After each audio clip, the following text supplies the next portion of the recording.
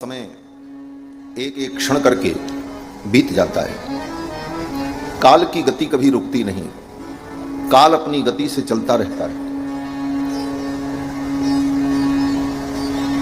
वस्तुतः काल को, समय को हम व्यतीत नहीं करते, समय ही हमको व्यतीत कर देता है। लोग कहते हैं हम तो समय बिता रहे हैं।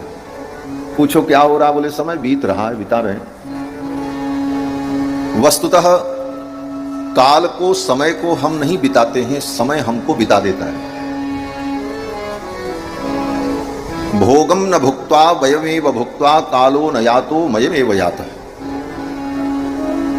हम भ्रम में रहते हैं कि हम भोगों को भोगते हैं, वस्तुतः भोग को हम नहीं भोगते, भोग ही हमको भोग लेता है। अगर भोग भोगने से हमको आपको कुछ मिलता तो हम न बूढ़े होते, न बीमार होते, न अस्वस्थ होते, न मरते। भोग भोग करके और अच्छे होते चले जाते। वस्तुतः भोगों को हम नहीं भोगते, भोग ही हमें भोग लेता है। समय को हम व्यतीत नहीं करते, समय ही हमको अतीत में लेकर के चला जाता है। कालो न यातो वयमेव यातः। काल अपनी गति से चल रहा है और ये चलता रहेगा, अखंड है। इस काल ने कितने परिदृश्य देखे अनादिकाल से। बड़ी बड़ी हस्तियां,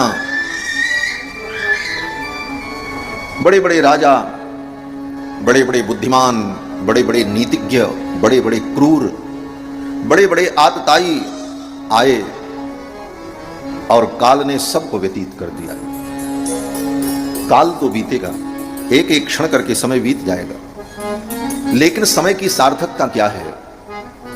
तो संत कहते हैं, गोस्वामी जी महाराज कहते हैं कि काल की सार्थकता इसी में है कि जितनी देर आपने भगवान की चर्चा की, जितनी देर आत्म तत्व पर विचार किया, जितनी देर संसार की नश्वरता पर विचार किया, जितनी देर तक आपने भगवान की नित्यता और दिव्यता का चिंतन किया, भगवान के गुणों को श्रवण किया, वह काल ही आपके जीवन का सबसे सार्थक काल है।